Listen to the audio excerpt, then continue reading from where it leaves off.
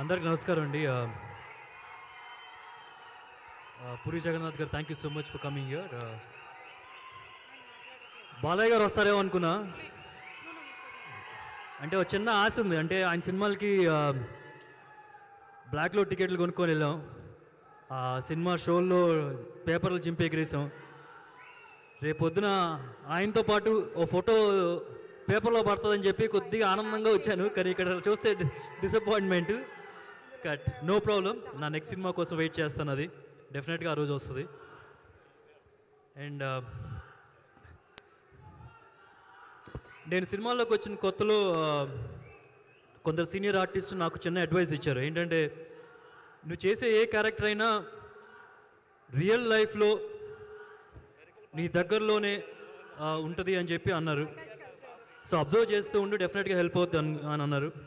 So అందుకని అప్పటి నుంచి నేను ఏ సినిమా చేసినా నేను చేసే క్యారెక్టర్ నా చుట్టుపక్కల్లో ఎవరైనా ఉన్నారా అని చెప్పి అబ్జర్వ్ చేస్తూ ఉంటాను. సో నేను ఈ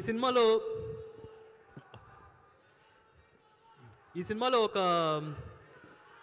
ఒక తల్లి లేని ఒక అబ్బాయి లాగా ఉందన్నమాట క్యారెక్టరు. సో ఎవరున్నారు, I'm just looking around. And అప్పుడు ఒక ఆవిడ కనిపించారు నాకు. ఆవిడ ఊహో తెలియకముందే వాళ్ళ మదర్ని కోల్పోయారనమాట. సో అమ్మ ప్రేమ తెలియకుండానే పెరిగి పెద్దయ్యారు. సో నేను ఆవిడని చిన్నప్పటి నుంచి చూస్తున్నా. చూడడమే కాదు, నాకు లైఫ్ ఇచ్చి నన్ను నడిపించారు. వాళ్ళు ఎవరు కాదు, మా అమ్మగారు, రాణి గారు. ఈ సినిమా కొద్దిసేపు కూర్చోరా, ఉండు, అవసరం లేదు, ఉండు ఒక్క నిమిషం, అవసరం లేదు.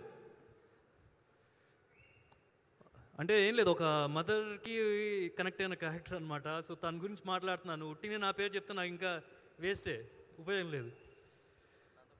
సో ఈ సినిమా నాకు మా అమ్మని పరిచయం చేసింది. ఎందుకంటున్నానంటే, నేను ఎప్పుడైనా సరే ఊహించుకున్నప్పుడల్లా మా అమ్మ నన్ను ఇంత ప్రేమగా పెంచింది, అంత ప్రేమగా పెంచింది అని ఊహించుకుంటున్నారు. కానీ ఎప్పుడు మా అమ్మ ఎంత ప్రేమగా పెరిగింది అనేది నేను ఎప్పుడు ఊహించలేదు. సో ఈ సినిమా నాకు అది పరిచయం చేసింది.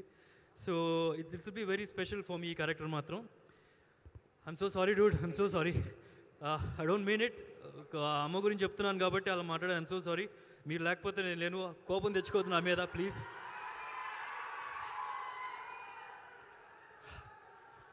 ఓకే, ఈ క్యారెక్టరే కాకుండా ఈ క్యారెక్టర్ పేరు కూడా నాకు చాలా ఇష్టం. ఎవరైనా గెస్ట్ చేయగలరా ఈ సినిమాలో నా క్యారెక్టర్ పేరు? యా, కృష్ణ గారు. నేను మొన్న ఫ్రెండ్తో కలిసి మాట్లాడుతున్నప్పుడు కూడా, ఏంట్రా కృష్ణం కలిపింది ఇద్దరిలో, నీ పేరు కృష్ణ, ఇప్పుడు కావాలని పెట్టిస్తున్నావా, నెక్స్ట్ సినిమాలో మహేష్ అని పేరు పెట్టుకుంటావా అని చెప్పి అడిగాడు. లేదండి, నేను అసలు ఏం చెప్పలేదు, కావాలంటే శ్రీరామాదిత్య ఇక్కడే ఉన్నాడు, సో ప్రామిస్, నేనైతే ఏం చెప్పలేదు, తనే పెట్టాడనమాట. తర్వాత ఈ సినిమా ప్రొడ్యూసర్ భవ్య క్రియేషన్స్. నేను రీసెంట్గా ఒక సినిమా చేశాను, బాగి అని, హిందీలో. One of the biggest Bollywood production house అది, సాజిద్ నాడియావాలా అని చెప్పి. సో అక్కడ నేను వర్క్ చేస్తున్నప్పుడు నాకు అనిపిస్తూ ఉండేది, అంటే ఒక కార్పొరేట్ స్టైల్లో ఉంటుంది. టైంకి చాలా ఇంపార్టెన్స్ ఇస్తారు. అంటే డబ్బు కన్నా టైంకి ఎక్కువ ఇంపార్టెన్స్ ఇస్తారు. సో ఆ కార్పొరేట్ స్ట్రక్చర్లో పనిచేస్తారు. మన తెలుగు దానిలో ఆ ప్రొడక్షన్ హౌస్, అలాంటి ప్రొడక్షన్ హౌసెస్ చాలా తక్కువ ఉన్నాయని చెప్పి అనుకుంటూ ఉండేవాడిని. కాకపోతే భవ్య క్రియేషన్స్తో వర్క్ చేసిన తర్వాత I can feel it, this is one kind of a corporate style of working.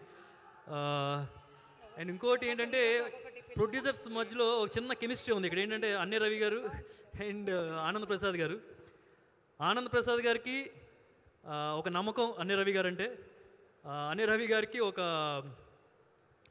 Respect Anand Prasad గారు అంటే. సో ఆ కెమిస్ట్రీ బాగా వర్కౌట్ అవుతుంది, అది ప్రొడక్షన్లో కూడా కనిపిస్తుంది. సో టైం కంప్లీట్ చేసాం. అండ్ ఈ సినిమా డైరెక్టర్ శ్రీరామాదిత్య భలే మంచి రోజుతో నాకు భలే మంచి హిట్ ఇచ్చాడు.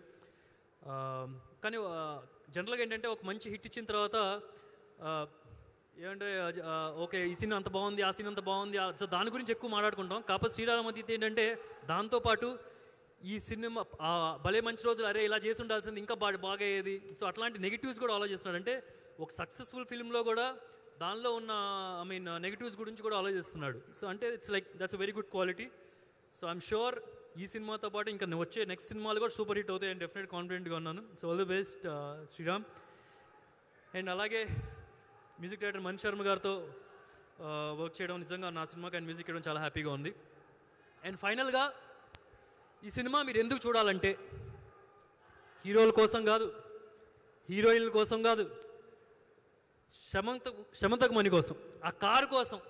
అద్దిరిపోద్దండి ఆ కారు కోసమైనా మీరు ఈ సినిమా చూడాలి. ఎందుకంటే మా అందరికీ డిఫరెంట్ కారణాలు ఉన్నాయి గొడవపడి ఆ కారుని సంపాదించడం కోసం. మీరు మాత్రం రేపు ఈ సినిమా చూసిన తర్వాత మీకు నచ్చి ఎక్కడైనా సరే బయట ఈ కారు కనిపిస్తే తీసుకెళ్ళిపోయి మీ పెద్ద బీరువాలో ఇది పెట్టుకుంటారు షూర్గా.